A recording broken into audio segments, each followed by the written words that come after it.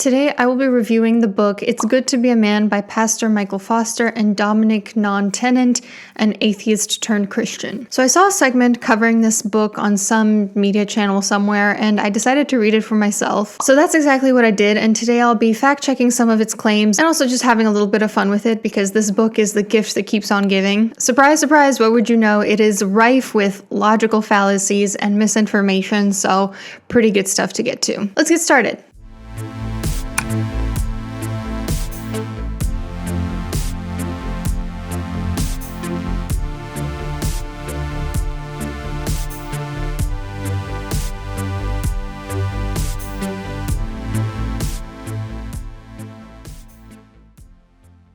So the book's introduction starts by lamenting the fact that households are broken these days. For example, fathers are absent, and the authors say, often not by their own choice. Now, this is a common talking point among conservatives who like to paint feminism and family court decisions as the reason for absent fathers, but unfortunately it's simply not supported by the research. According to the Pew Research Center, many dads have visitation rights but choose not to exercise them, with only 40% of dads choosing to stay in touch with their kids several times a week. 27% of absent fathers admit to never visiting their kids in the past year, and family court usually tries to never break apart families if they can help it. So if one parent isn't allowed to see the kids, there's usually a very egregious reason for that, and sometimes even in the case of abuse, kids are placed back in the hands of their abusers. According to one source, in 91% of custody cases, the parents mutually decide to give custody to the mother.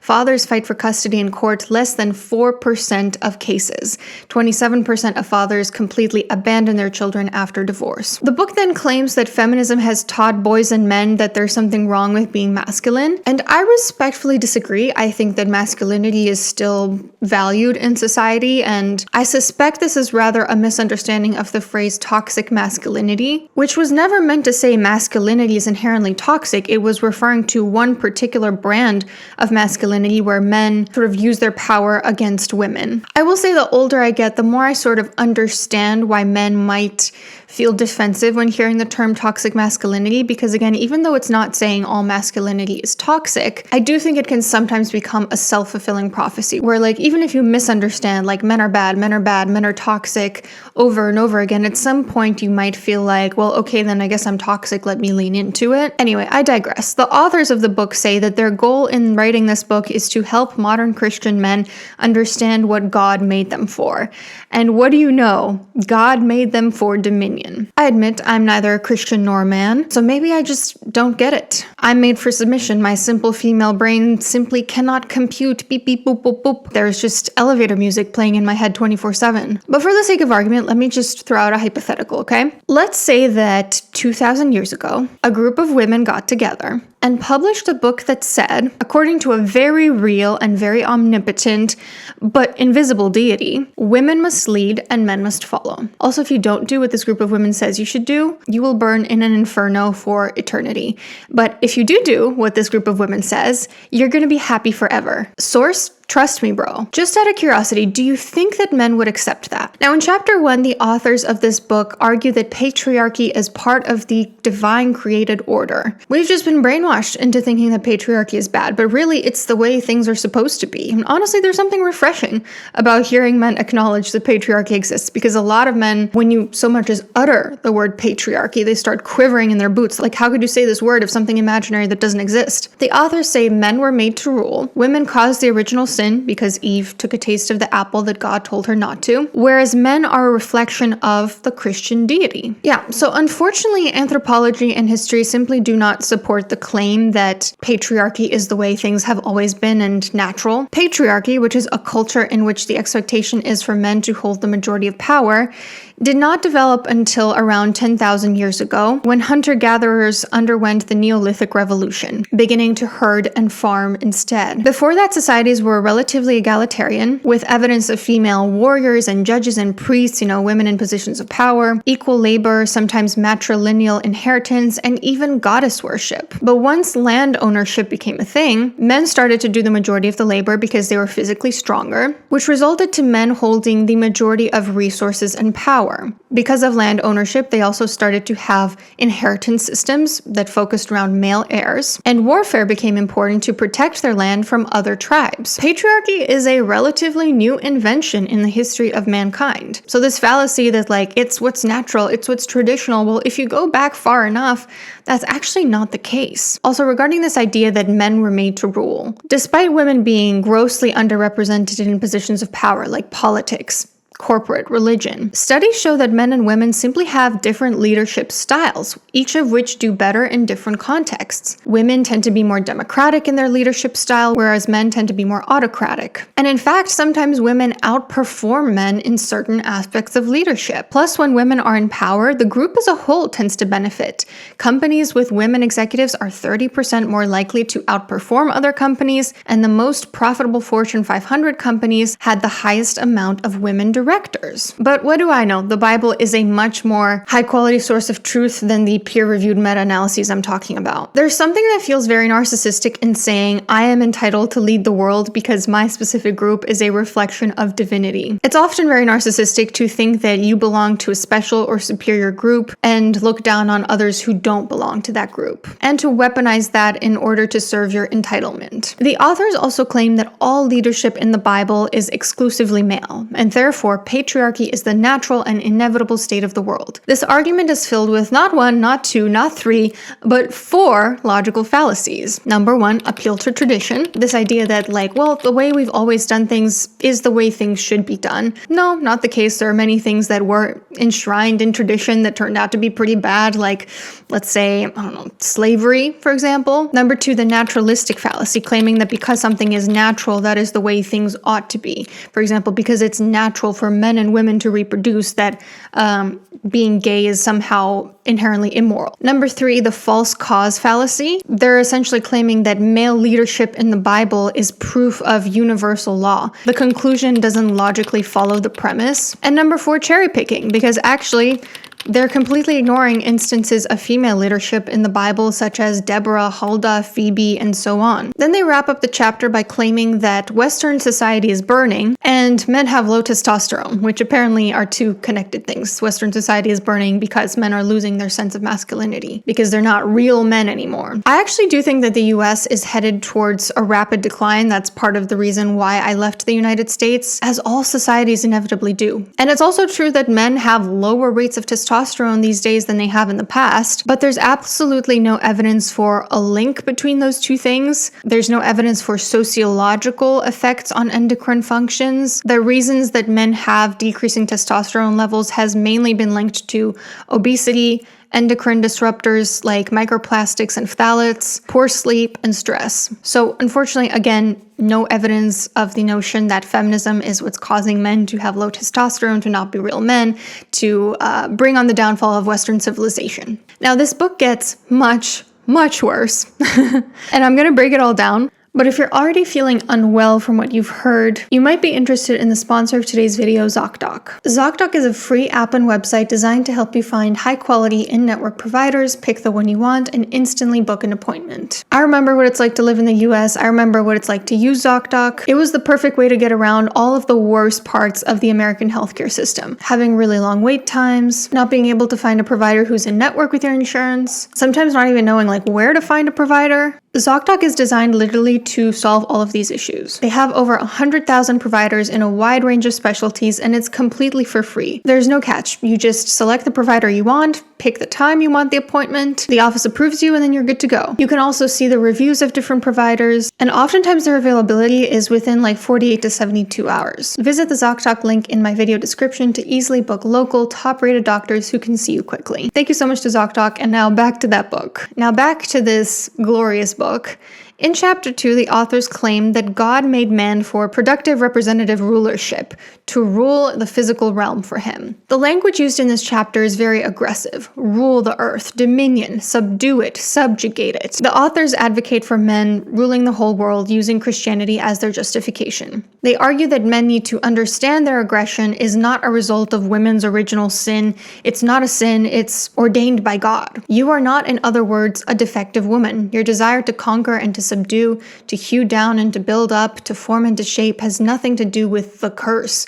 It is man's natural pre-fall created purpose. Even now, as you seek to honor God, you are a replica made to resemble him. Here we see again more delusions of grandeur. It's interesting here that masculinity is conflated with aggression, because yes, while high testosterone levels have been linked with increased aggression, I would argue that it's actually sexist to say that masculinity is inherently aggressive. Men can also be empathic and kind and cooperative. In fact, I would argue those are the best men, the most real men. And above all, men are not condemned to having certain traits simply because of their sex. Everyone is an individual who can choose to behave a certain way or take whatever path they want, and it doesn't make them less of a man or less of a woman. It's interesting that the authors of this book blame feminism for the notion that men are toxic, yet their description of real men is one that frames men as helplessly aggressive. Bit of projection there, isn't it? They then use a garden metaphor to explain why men must do seed work, which made me want to vomit in my mouth a little bit. God made mankind to be fruitful and gave man a biological drive equal to the importance of the task.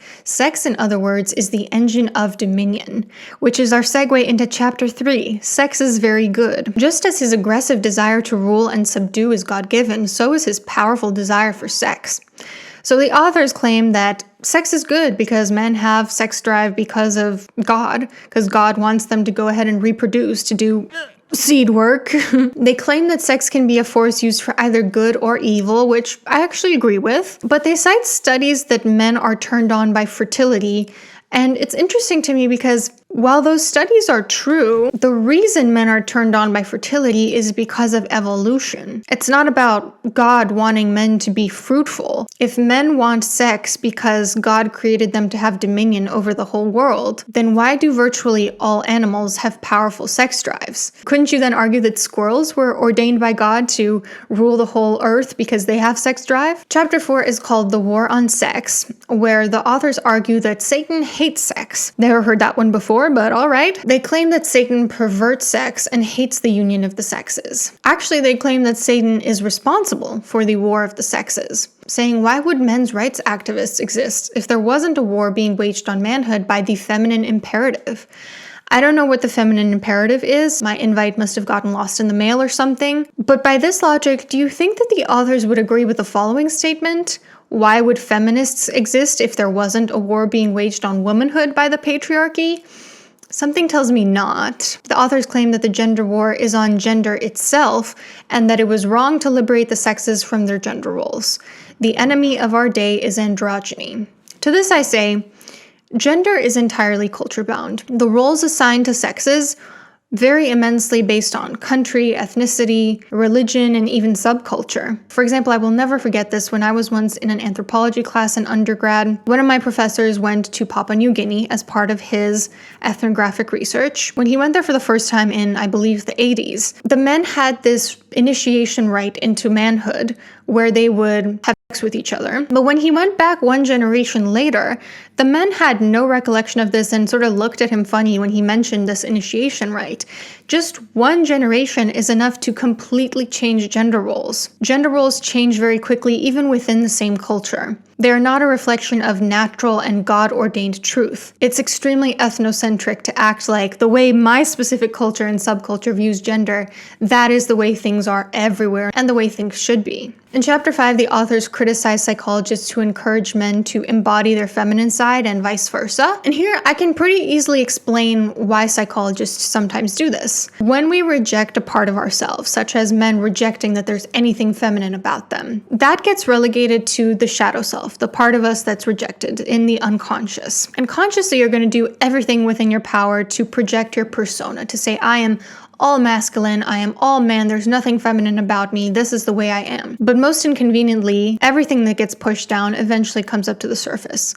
And so in certain situations, the unconscious is going to pop back up and say, hey, look at me, there's this feminine side of me. And when that feminine side of you comes up, it's often going to scream to be heard, so it's going to be louder than if you had just accepted it as a part of your identity. And it's also going to cause a lot of shame, because what we reject about ourselves when it comes to the surface is very shame-inducing. So not not integrating your feminine side as a man or not integrating your masculine side as a woman will backfire. If you try to pretend that you are 100% feminine or 100% masculine, you're going to end up feeling very ashamed of yourself at some point. The authors say androgyny is a recurring and persistent pattern in pagan mythology throughout history and actually constitutes the pagan sexual ideal. It almost sounds like rigid gender roles are a relatively modern invention and not evidence of natural ordained order, right? If paganism preceded Christianity, which it did, and paganism includes a myriad of androgynous deities, the whole naturalistic fallacy and the appeal to tradition fallacy, they don't quite add up, do they? Because clearly it's not all that natural or traditional to have rigid gender roles. That's a relatively modern invention. They say paganism is Satan's religion, and it makes perfect sense to me that they think this because back when Christianity was quickly spreading across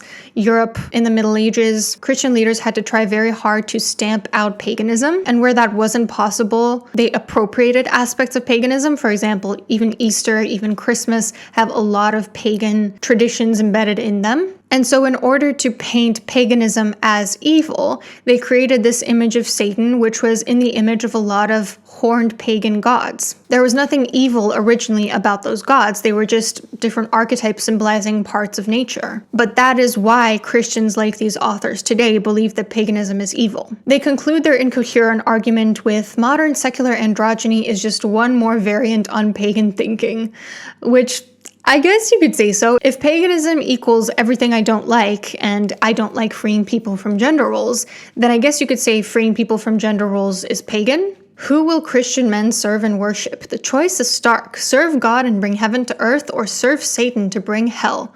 Here we see a false dichotomy, this idea that you can either be all good or you must be all bad.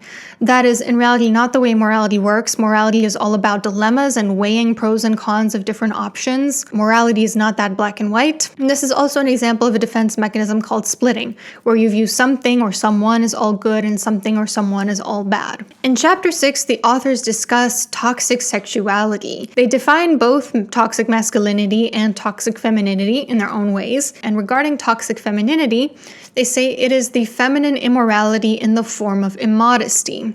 Harlotry in the church is rampant today. Yoga pants, short skirts, Daisy Dukes, low-cut tops, caked on makeup, and so on. I don't know who's wearing Daisy Dukes in church, but it's fascinating that God cares about something so trivial. In a world of war and famine and child cancer, what God really cares about is little Susan wearing yoga pants. The authors claim that the acceptance of sexual immodesty came about from acceptance of other forms of female immodesty, such as a woman being loud and stubborn. Immodest women are the agents of chaos. Due to the fall, men are prone to passivity, yet are supposed to actively take the lead. Women, by contrast, are cursed to want to play the man, but are supposed to be quiet and deferent. Women in the church are not to draw attention to themselves in any way. They're not to seek to stand over others, whether through their clothing, speech, or will.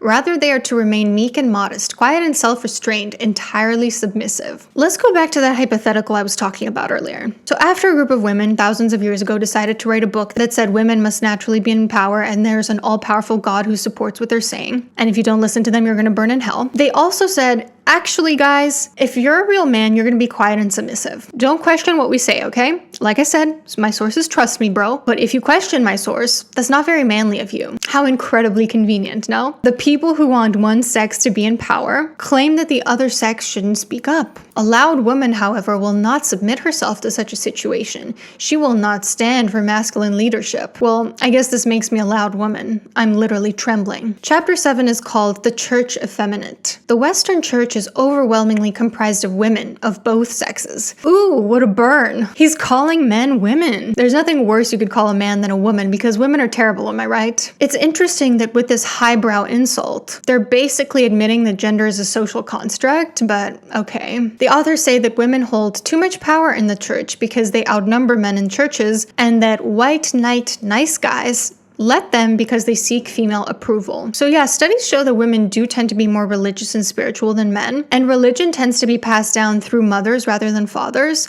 But somehow that gets held against women too. So even though women show up to worship, and even though they're underrepresented in positions of power in their religion, they're still the ones somehow ruining the church. Because according to the authors, when women rule, orthodoxy withers. If by this they mean that patriarchy is no longer so prevalent because women forms of leadership, like I said, tend to be more democratic, then I guess that's true. But if that's the case, maybe it's not so natural after all to only have patriarchy. If something is the natural order of things, it shouldn't be so easy to overthrow, right? It shouldn't be so hard to convince people that that's the natural and right way to do things. Undue feminine influence thus leads to a spiritual disease, and the influence of women must be checked by masculine rule. They also claim that there's misandry in the church.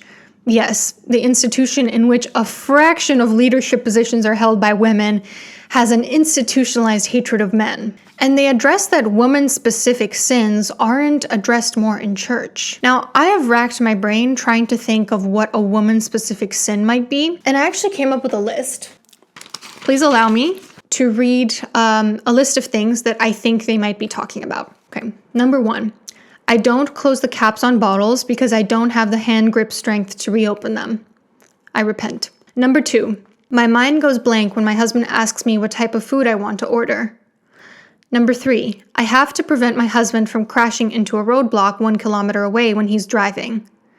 Number 4. I shed a lot of hair in the shower. Number 5. I feel my husband is only entitled to a quarter of our closet space or suitcase when we travel. So that's kind of the best I could do. If I'm missing something, please let me know and I'll do my best to repent for my woman-specific sins. Chapter 8 is called No Father, No Manhood. The authors argue that developing into a man requires having a father. This is another common talking point among conservatives, that people who don't have both a father and a mother somehow turn out terrible. And they cite research that says fathers are integral to one's psychological well-being, which happens to be another logical fallacy. This is equivocation, conflating two things that are actually not synonyms: psychological well-being and manhood. What the research actually says is that children need loving caregivers who are able to support them. It doesn't have to be a mother and a father. Kids of same-sex parents, for example, like lesbians where there isn't a father, score just as well or sometimes even better on measures of psychological, social, and educational outcomes. Children of single parents who are usually moms do often have psychological struggles, but a lot of this seems to be caused by poverty, parental conflict, and family instability. Once you control for those issues, children of single parents don't seem to be much worse off than children who have both parents. Often the issue with children of absent fathers is that they know they have a parent out there who wants nothing to do with them. They carry this trauma of feeling unwanted and abandoned from a very young age. That is bound to affect you psychologically. Now, is having a father important for developing a sense of masculinity? I don't know. To my knowledge, there are no studies quantifying manhood as a construct because manhood is so obviously cultural. The authors argue if you don't have a father figure in your life, go find one in other godly men. And I actually don't think this is a bad idea. If you don't have a father figure, you should seek out a father figure in other adults in your life. Adults who ideally share the same values as you. That is important. Chapter 9 was so boring it made my eyes glaze over, so we're just going to skip over it. It was about gravitas, not really related that much to gender. And then chapter 10 lists off a triad of masculine virtues, manly obligations, and traits that are specific to masculinity. Apparently, it is specific to men to embody wisdom, workmanship, and strength. Women must seek wisdom from men because women don't have wisdom themselves. Only men are strong, and only men can put their talents into craft through labor. The manly obligations are envisioning and planning, building and supplying, and guarding and fighting. Also, it is specific to men to have enterprise, constancy, and readiness. So, you guys, I need to confess something. I envision and plan when I create these videos. I build and supply when I write a book. I am an entrepreneur. I like to think I'm a pretty constant person. I'm reliable, I'm consistent. I'm ready in the way that they define it as thinking ahead. I can't believe I'm about to say these words, but I guess I'm a man. According to their definition, I'm a man. Just kidding. Obviously not. This is moronic. None of the things they said are specific to men. It just kind of shows how little they think of women. This is also the chapter where we get the heartwarming quote, "Women see men as success objects, men see women as sex objects." And here again, we learn a lot more about the views of the authors on men and women rather than human nature as a whole. It's so often that an author will say, this is the way things are for all of humanity, but all they're really revealing is the way that they see things. And if this is the way you see things, of course there's going to be a gender war going on because this is an incredibly dehumanizing way of seeing people. People are not objects, either success or sex objects. You have to see them for their totality as human beings in order to connect with them and have long-lasting relationships with them. Chapter 11 is all about how to bear the weight, which is their definition of being strong as a man. They say modern men are victims of a twisted man-hating system. So I figured I'd ask my husband, does he think the system is rigged against him as a man? Can you fix my hair a little? How? What's wrong with it? Okay. So the authors of this book claim that the system is rigged against men these days. Do you think that's true? What's the question? Is the system rigged against men these days? What system? They say you're never supposed to acknowledge the system. Okay, well, they're acknowledging the system. No, I don't think so at all. I don't even know what they're talking about here. I think it's rigged for men, no? The men built the system. You tell me. You don't have to say what you think I want to hear, because that would make you a white knight nice guy. Maybe I am a white knight nice guy. Where's my knight in white shining armor? White satin armor. Oh, white satin armor. White knight nice guy. Yeah. Why don't you go build me a home? However, the authors do encourage men to get out of a place of rage about the fact that the system is rigged against them, which I do think is great the way they describe it. They say, seek fraternity with men who know your pain but have made real progress in overcoming it. Of course, I don't necessarily agree with the cause of their pain and rage, but I do agree with the idea that if you have pain and rage about something, you should seek to overcome it through community. Chapter 12 is then all about manhood through mission. Here they have some journaling prompts that I think are actually not too bad about finding your mission in life. Of course, their idea of a mission has to be godly, but otherwise I think this chapter is fine. Then chapter 13 is on the necessity of fraternity. It's true that isolation kills mission, as they say, and I'm all for the message that men should find other men with shared values to help them accomplish their goals or just have company. Again, we hear constantly these days about the male loneliness epidemic. I think men are not really taught how to connect with other men in the way that women are. However, when they say sexual polarity is what forms the strong bonds of marriage, but sexual homogeneity is what forms the strong bonds of friendship, that's where I start to raise my eyebrow a little bit. My husband is my best friend, but if you think that men can only find friendship in other men, you might want to know that comes off a little bit homoerotic, just saying. Considering this book graced us with the line, homosexuality is always wrong, I don't know how they feel about that. Women, on the other hand, according to the authors, must ensure their place by fitting into and conforming into the group. Yeah, I don't know, man. It kind of sounds like you don't really like women, so I'm not sure what to tell you about that. And then chapter 14 is on the excellence of marriage. They say the man is the house builder, the woman is the homemaker. Maybe there's some truth in that as a trend. For example, my husband and I are currently in the process of moving, and I am very much into making it a homey space. I have a shopping cart filled with all this decor and furniture that I'm super excited about. But trends are just trends. They're not prescriptions of the way things ought to be, and they don't speak for individuals because there's a lot of variety among individuals. The authors also say that you need to figure out your manhood before marriage, which sure, I think is true. I think there are a lot of men that get married when they're not ready to, when they haven't figured out their sense of identity yet. And they also say it's idolatry to put your wife above God. So again, going back to that hypothetical I was talking about, let's also throw in there that this invisible but very real and omnipotent deity must be put above the very real, visible people in your actual life who you love. Doesn't that sound just a little bit like a method of isolation?